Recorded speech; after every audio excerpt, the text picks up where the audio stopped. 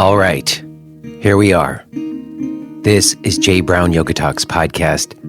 My name is Jay Brown. Welcome to you if you're new. Cheers to returning friends. Thanks to whoever you are for listening. Much appreciated. Not gonna lie, I am up against it with y'all this week. I've been waiting for some inspiration to strike, and it just hasn't happened. And now my time's run out. So, here we are. I don't know, I just think that sometimes it's just not easy. It's not easy to keep myself tuned to the praise song of life that I wish to be singing. I'm singing it out and life's singing it back to me, but there's all this noise, it seems, in the way that I can't turn down. It's just everywhere, this noise, this screaming. And I have to listen so carefully to hear life singing it back, you know? You have to tune it out and just find that little frequency, that one little thread where you can hear it amidst all the noise. And it's not always that easy, you know? I just think that the weather took a turn for the cold and dark, and I feel the anxiety of the pandemic seeping back in, and I'm just tired too. We had a big day yesterday. It was my daughter's 7th birthday yesterday. Annabelle, she's going to come on the show. If some of you remember when my eldest daughter, Rosalind, turned 7, we recorded a podcast together. Well, my youngest daughter knows that and asked me if we would record one now that she's 7. So we will. You all can meet her. But having had a whole day of kids and festivities yesterday, I'm spent, y'all. I'm spent. And it's really something I've talked about before on this show, and even bears relevance to recent threads I've been following about feeling disconnected to the rhythms and the pulses of nature. Right now, when the weather is turning dark and cold, you know, every part of me wants to rest. I need to rest, but I also feel this impulse, like I need to get to work on some shit, y'all, because you know, things are where they are. I don't even want to get into the whole thing. I don't have to tell you. You've been through the last 2 years too, so we all know what the situation is. So some part of me feels like I need to get to work right in the moment when the environment is telling me to rest. So confounding. And of course, there's a balance to be found there. That's what I'm always teaching in the practice rituals I'm doing, right? The right amount of effort at the right time, finding a balanced effort and knowing how to couple the efforts you make with the right amount of rest, the whole thing, you know? I feel that the next few months are going to be some considerable challenge in this regard, and I'm feeling the weight of it sitting here in my attic talking to you right now. And I don't want to ignore that. That's the real situation I'm in. So that's where we go from, right? There are definitely some points of light, though. I'm already looking forward to starting my teacher training in January. I had those info sessions last week. If you were here, I mentioned them. I learned already a lot, and I really am feeling good about this year-long journey that I am planning to take. I feel that it's going to be very supportive for me and for anyone who chooses to join me in it. Cheers to anybody who showed up to those info sessions. If you are someone who filled out the application but were not able to come to the info session, or if you're someone who hasn't filled out an application yet, you might want to go fill one out, go to jbrownyoga.com/training. It's just a 3-question application that you could fill out really quick. So we would know to send you some more information, including a recording from those info sessions. So you can hear me elaborate a little bit more on what's going on with it, and then hear the questions from people who came. And it was very good hang. And again, cheers to those who came. We are going to do some more of those info sessions next month. You can find the information for those on that same page at jbrownyoga.com/training. And I'm looking forward to that, even though it's a lot of work, and maybe that is part of why I'm a little depleted, because I've been putting a lot of effort into that. It's the kind of effort that I'm happy to make, because it is the tilling of a soil that I am looking to cultivate. The other glimmer of light that we could easily behold is my talk today with Renee Diamond and Joanna Rajendran. Renee and Joanna were both close students and friends of Tao Porchon-Lynch, who was on this show some years back. Many of you may know Tao passed away right at the beginning of the pandemic. That episode that I recorded with her is free on the public feed, even though it goes way back and it would normally just be in the archives. We made it free when Tao passed, and you can go listen to that if you want. But today, Renee and Joanna and we celebrate Tao, and I am very glad to do it. She is someone whose story and presence absolutely fills me up. Exactly what I need in this moment. So it was lovely to speak with them both. Joanna has a new book called My Guru Wears Heels. It's a wonderful book. There'll be a link in the description to it. We talk about it in today's conversation as well. And it's a beautiful thing. I'm happy that on this day when I'm feeling a little bit out of sorts, the conversation that I will be bringing you will absolutely shine down on us in a glorious golden light. So happy to be sharing it with you today. Real quick before we get to it, let me give a little bit of love to our podcast premium subscribers. I want to specifically say thank you today to Orla Fitzgerald and Dan Caniglio. Thank you, Dan and Orla, and everyone else who has become a premium subscriber. We stopped doing ads a while back, and this show is entirely listener supported. If you're someone who's been listening to the free feed and you want to get access to all those archived episodes, or maybe you just want to help support the show, the way to do it is become a podcast premium subscriber. It's choose your rate. You can cancel at any time. If you don't have any money and you want to get to those old episodes, just email us and we give free accounts to anyone who asks. But if you can give even just a little something, it makes a difference, and we are grateful. To learn more about becoming a podcast premium subscriber, to find out about my training or any of my other stuff, my regular ongoing classes and teacher meetings, all of my stuff can be found at jbrownyoga.com. All right, y'all. I think we did it. I didn't know if we could, because I was definitely not feeling it when I hit the record button, but I think that was okay. Was that okay?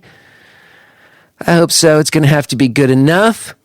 I will check in with you on the other side, but let's do it. Let's go ahead and get to this conversation that I had with Renee Diamond and Joanna Rajendran.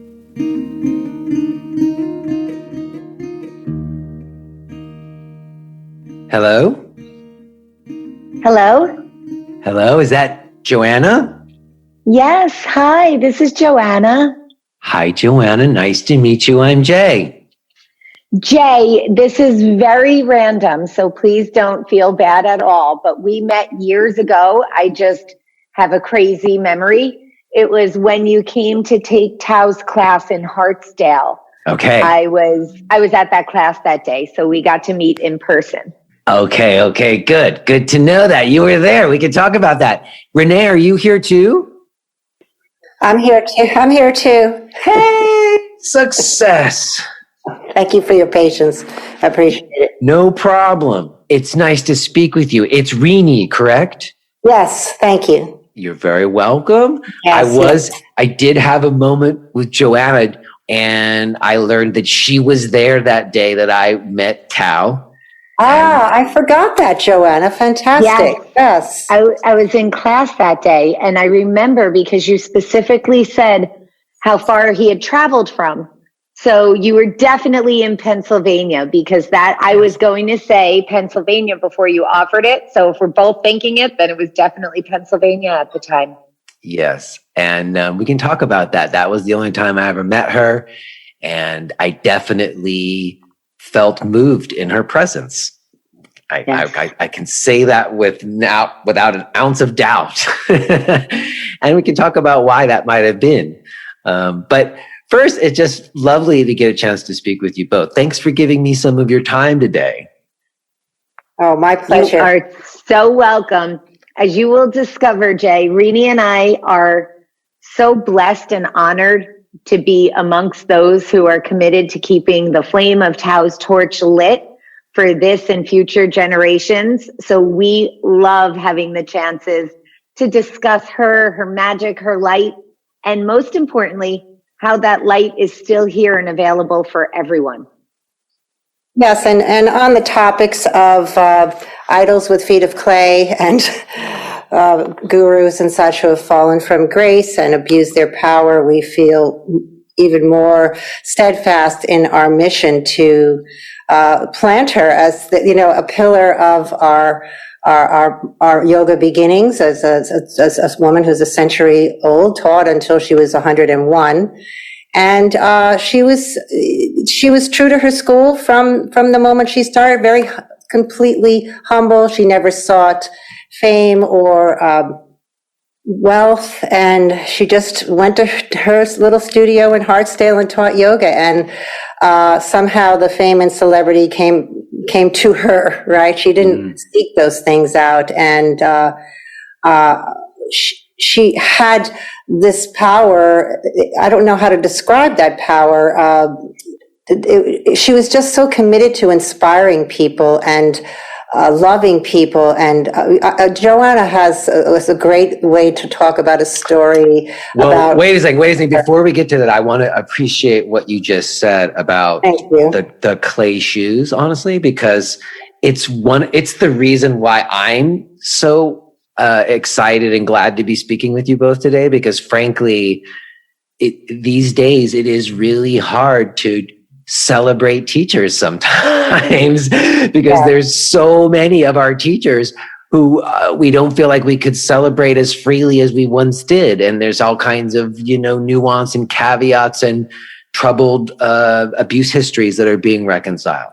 So as far as I can tell, I can't find anything with Tao that would prevent us from being able to celebrate her freely without having to worry about reconciling abuse histories from her, Feels good. It feels good to celebrate some teachers, and I'm happy to be celebrating Tao. Well, we like to talk about something called the Tao Effect. That you felt something when you were... I did. We can start there. That's the only time I ever met her. And here's what I would say about it. It wasn't necessarily even something she said while I was there that day, or even in the conversation that we recorded for the podcast. It was her presence. There was the feeling of so much life behind her and in her and as her, and and a spirit of love. That's the only word that comes to mind around her that felt amazing to be around. I love hearing that. And I really was brought to tears, just like she was teaching. And also, I think specifically as a yoga teacher, because of what you said, because the years and years of her showing up to her little studio to teach yoga with people, all that time without, like you said, seeking anything beyond just the connection that she got there or whatever, Yes. There's such a power to that. And yoga teachers who've done that, who've had that experience of facilitating practice in that way and wonder about, will I still do this 40 years from now or whatever? Sometimes to be around someone who's held it down for that long just felt like, again, amazing and like inspiring. And to Renee's point, the connection was so important to Tao that she delivered the same magic, the same light, the same wisdom, whether she had a class with 3 people in it in the middle of a blizzard, or whether she was teaching a workshop to 1,000 in the middle of Times Square. She was so committed to the connection, to the magic. And that's why sometimes we would be assisting her at a 3-hour workshop, but we'd be there for 4.5, because in the beginning, she would kneel down and sit with everyone, greeting them, holding their hand in both of hers. And at the end, she had endless patience to sit and take photos with each person, to hug each person, to connect through real eye contact and active listening with each person before the next came up to take their photo. So Renee and I were often the paparazzi, and we would stand there. You watched her do it for hours. For hours. And we would take the photos of the whole connection, not just the point where they turned and said cheese. Because often their favorite ones that you would see them posting and tagging Tao after were the ones where they were sharing a look. And if you met her in real life, Jay, and you just put it so beautifully, because you know the expression, it's not what you say, it's how you make people feel. Well, Tao, when you were around her, you would see people's energy soften, their faces change, and you would see that they were permanently changed, whether they had met her once for 5 minutes in passing, or whether they had studied with her for years. The Tao effect was so real, and it was so beautiful, and it was so permanent. All right. Well, listen, I only got your book a few days ago, so I didn't get to read as much of it as I would have liked before talking to you today, but I did dip in here or there. And there's just all kinds of great stories, and you write in a very narrative way, and I was enjoying some of those. So I want to go back and tell a little history. And I'm just curious, like, which one of you discovers Tao first? Renee, were you there and then Joanna showed up, or Joanna, were you there and Renee showed up? I can share my inception story, and Renee's is different, which is what makes this so special. And in fact, everyone has their inception story. When I met Tao, how our paths crossed. I was 17 years old, and Renee was actually already my fitness instructor. If anyone who's ever met Renee in real life knows this, who hasn't, then just dive into this description, because Renee's always been jacked like Madonna, badass in her delivery, present, powerful, graceful. She is this just tribal goddess. So anything she was selling, I was buying. If she was teaching a class, I was there. If it was a barefoot dance class, I was in. If it's lifting heavy weights, I'm with you. So in this summer of self-discovery for me, and I share it in the book, I wrote about our friendship, My Guru Wears Heels. I talk about, and the reason I thought it was so important to share through my lens was because then people who are flawed, who live quote unquote average lives, can relate to the journey that my character had in the time that I was with Tao. I met her when I was 17. I'm now in my mid 40s. So meeting her literally changed the trajectory of my path. And so Renee had met Tao, and I'll let her share how. And she started teacher training with her. My first 2 teachers presented themselves immediately. It was Renee and Tao. So it was so special to happen upon these goddesses right in my own backyard. And in the first very class that I took with Tao, she was in her 70s or 80s at the time. I'm not good with the math. I'm guessing 70s. So she walks in, petite, beautiful, in skin tight leggings, a little top, and high heels with jewelry like she was going to a gala. And she walks to the front of the room, and she had taken off her heels and was sitting in full lotus, which your legs are like a pretzel. So I had always been flexible. I walked in, I sat right in front of her, and I thought, this woman is the cutest woman I've ever seen in my life. And I proceed to sit in full lotus as well. So I'm such a cocky young New Yorker, and I'm thinking, look at me, I'm rocking yoga. Hardly ever did this before, but I'm bendy, so I got this. And in that moment, Tao saw me, and I felt that feeling, that light that floods over you when she would make eye contact.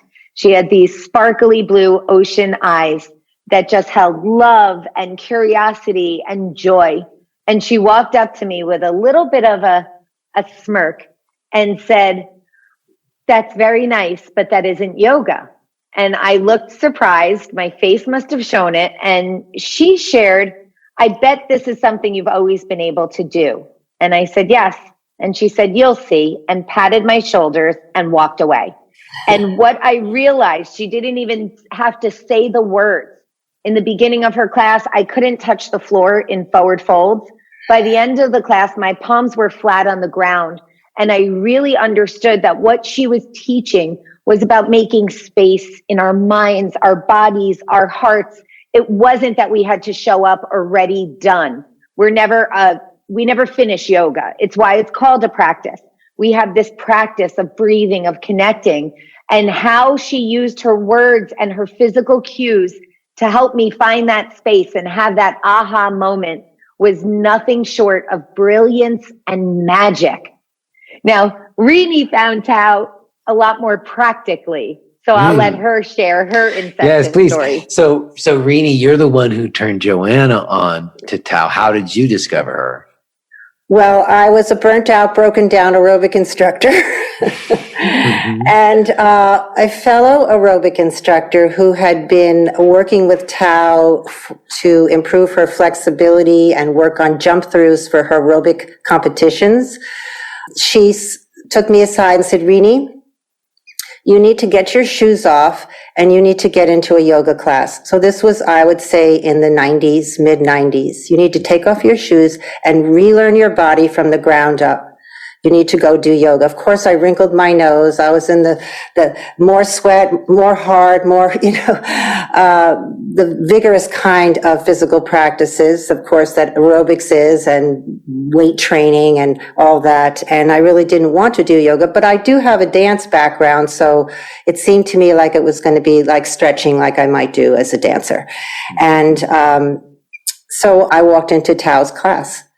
And that was your first yoga class, was with her? Was my first yoga class. Nice. I said, well, I really, I didn't have any choice of what to do. I could barely walk. My Achilles tendons were burnt out, too many step classes. And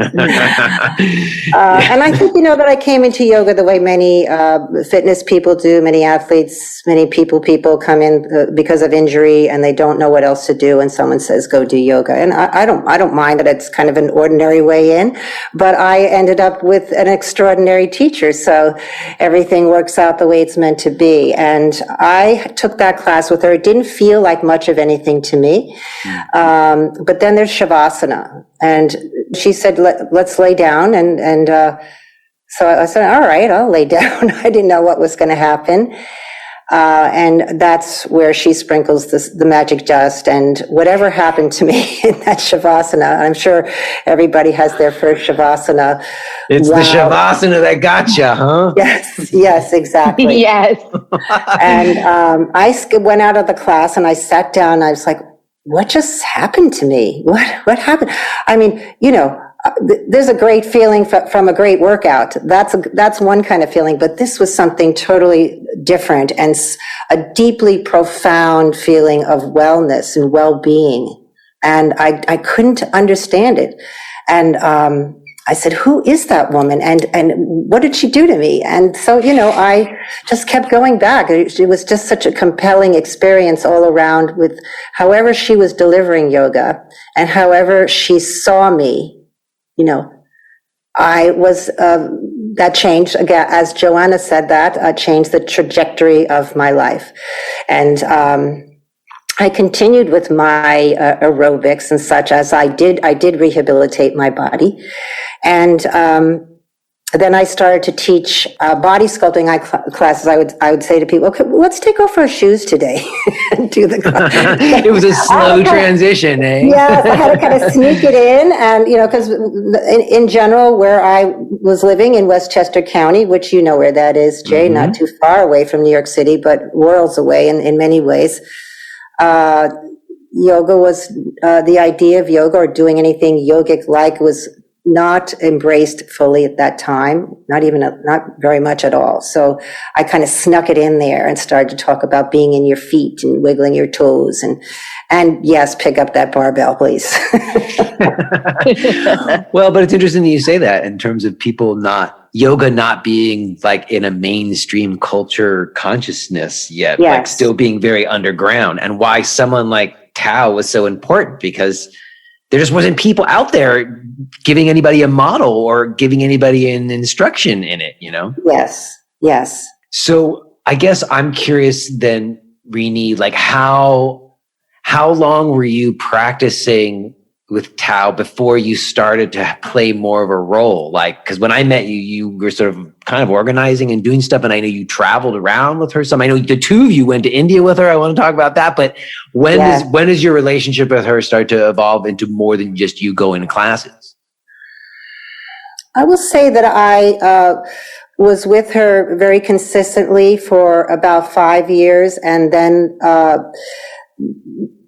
there was a break in consistency with her because I was now crazy about yoga. I wanted to try this yoga and that yoga, and I wanted to meet with, just try all kinds of yoga. And so she kind of set me free to explore the yoga that whatever came along my path. I think the first one was Katona yoga. I studied with Naveen Mishan for 7 years.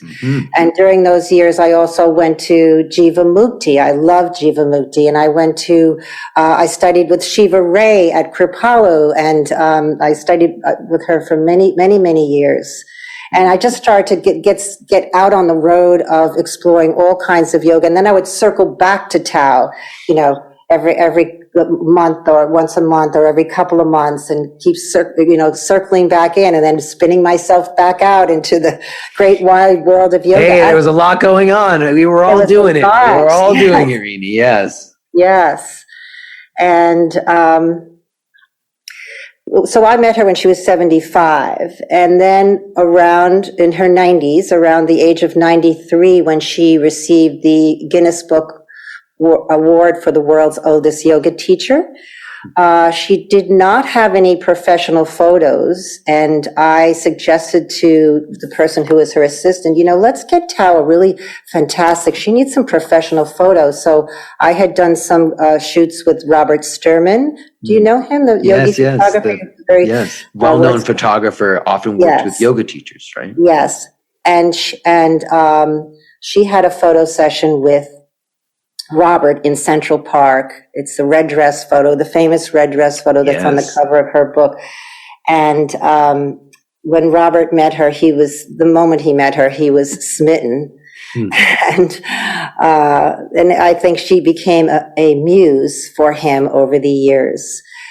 So I stayed close with her from that time, from the age of 93 till her death. And I just was needed more at that point, and I wanted to be with her more.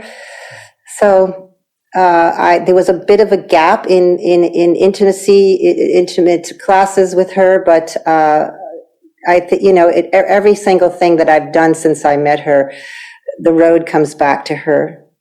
Wow, lovely. All right, well, Joanna, in your book, you wrote about taking this trip to India with Renee and Tao. When did that happen? Yes, so that happened, it was well into our time with Tao. Okay. And interestingly, at the time, she was offering, usually annually, trips to explore India with her and through the lens of her experience. Because she was raised in the French part of India, Pondicherry.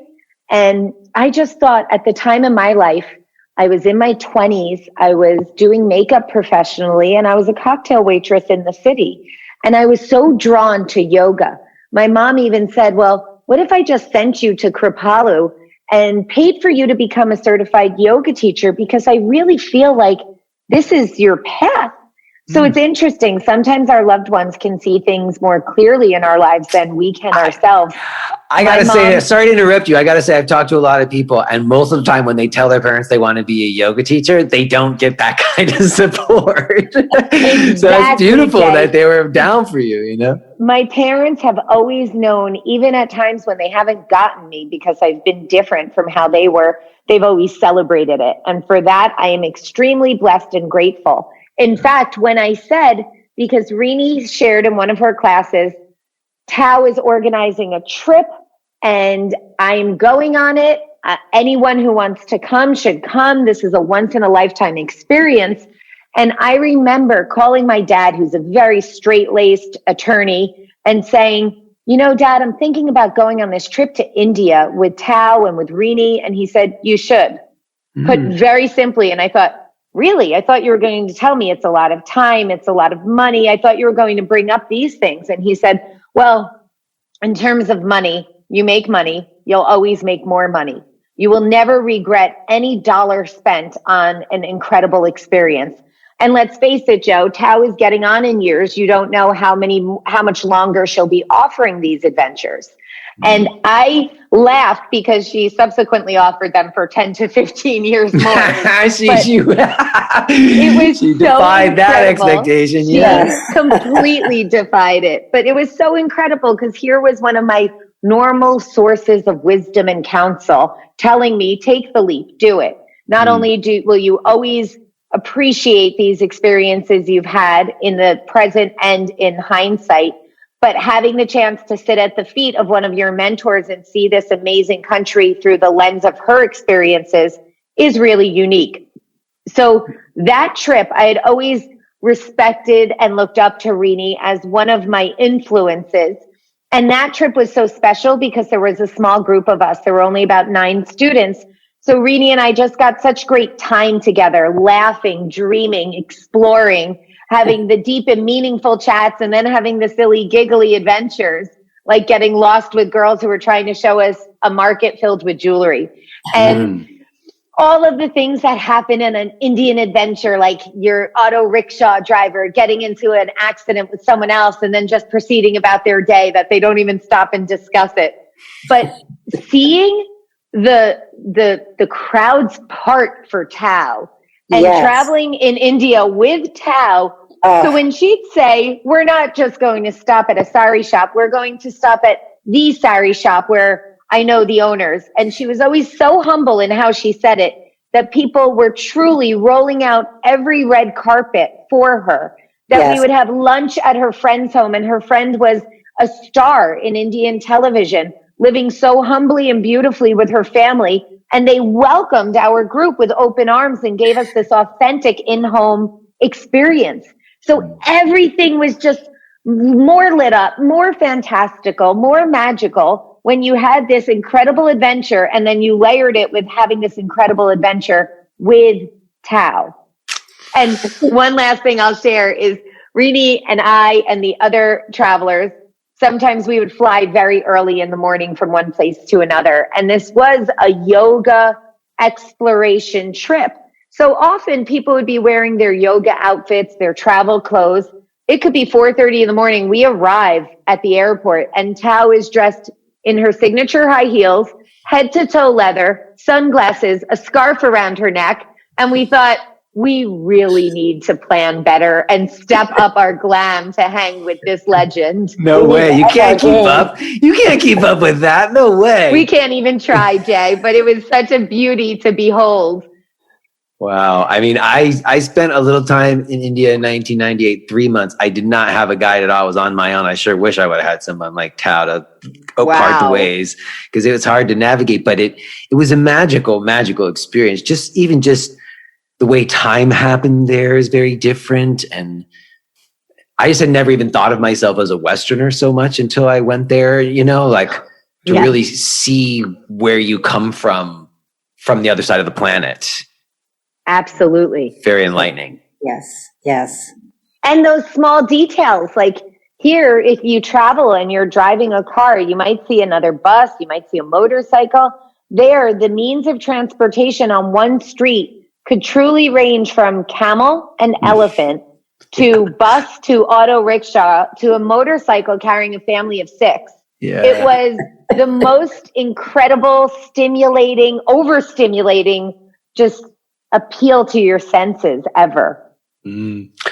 Well, Renee, did you go on more than one of those trips besides that one?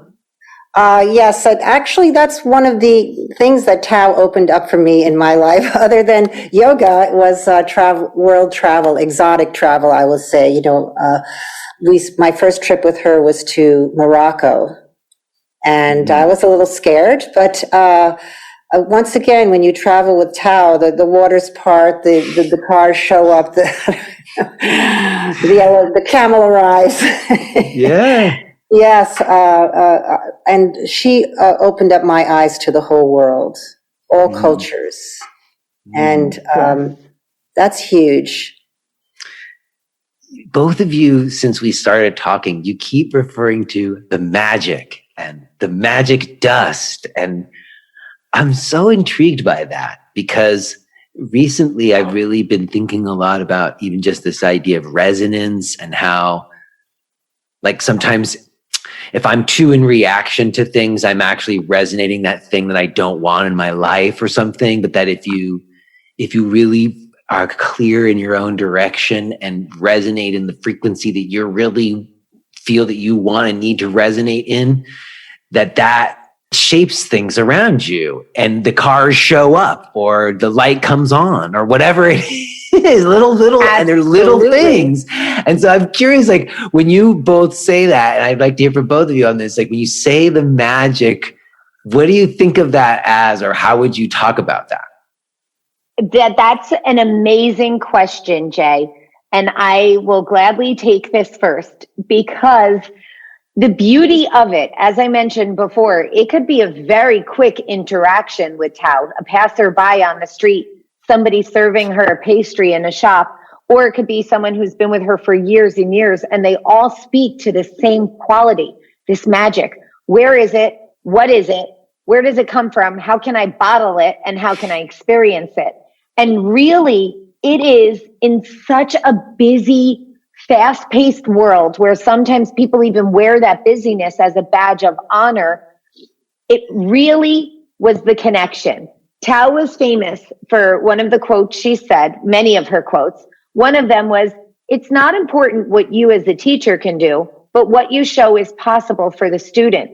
So the real magic lied in the fact that when she would have these micro connections throughout her day, it was always from a place of, what can she have to give? Is it a kind word? Is it real eye contact? Is it a hug with emotion? So when you're around somebody who's living their life really authentically and truly presently, their energy, their point of attraction is different. So what you said in terms of your words create your life, you know, by what we think about, we bring about, what we speak into existence. If you think of the metaphor, if you're tuned in to an FM radio station, you can't expect to receive AM content. She was always tuned to the frequency of connection, so she never, ever missed it. The closest term that I've ever heard that feels like it describes Tao is a bodhisattva, someone who has actually died but chosen to stay here to share the wisdom and their gifts. And I really feel like that's the closest to describing this magic that can be so easy to feel and more challenging to describe or do justice with words. But we also have to look at how did she cultivate that? So she grew up in a time of no cell phones, no TVs. She had to develop her intuitiveness, her wiles, how to get from here to there. There was barely, any kind of phone, First of all, her mother died at her birth. She was born on a ship. Her mother was pregnant with her, and her father, they were going to meet baby Tao's father, who was in France. And somewhere in the English Channel, Tao's mother gave birth to her, and her mother died at Tao's birth. So there she was, baby Tao, on her own in her life, and that's a very auspicious beginning. And it really provided the template of how her life would go. And she was raised by her aunt and uncle. She was taken, I don't know how that baby survived on a ship. That was 1918. Was it 1918 she was born? Yes, 1918. 1918. Brought baby Tao back to Pondicherry. And she was raised by her aunt and uncle. Half of her uncle was French and her mother was Indian. And then at the age of 21, she said to her uncle that she wanted to go to meet her aunt in Provence. So there was an aunt that had a vineyard in Provence.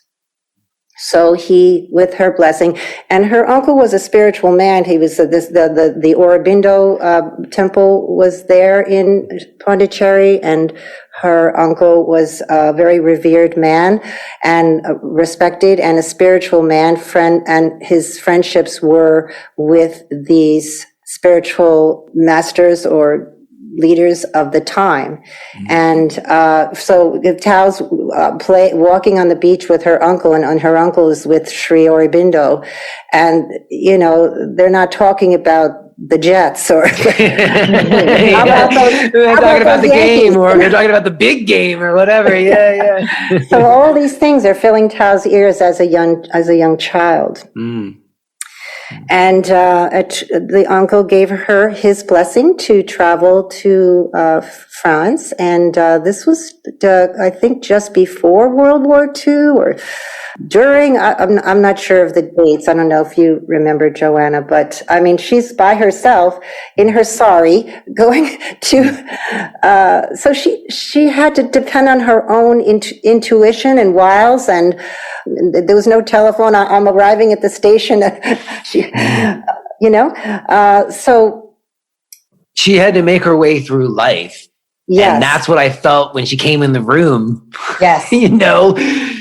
70 years later or whatever it was. Yes. And you were talking on your podcast with Brant Pasalakwa. Yes, just recently. Yes. And he was talking about intuition. Mm-hmm. And you asked him if there was some intuition in his working with people. And he said, no, this is an ongoing conversation for me, because some people don't like it. They think intuition is like unreliable or can lie to you or something, and they don't want people to rely on it. And I'm saying, no, there's certainly that. There's like impulses that are wrong, but there's also deep intuitive knowing that sometimes happens. And I think that teachers employ a lot of intuition, and they don't always like to admit it. Exactly. So I don't know if intuition is the right word, but if you're going to kind of break it down to intuit, to be in tune with, and this is something you develop through your life experience and engaging with people wholeheartedly, that you are able to listen, feel, tune into. If you are hearing this message, then you're listening to the free version of J. Brown Yoga Talks. To hear the rest of our conversation, please subscribe to Podcast Premium at jbrownyoga.com/premium.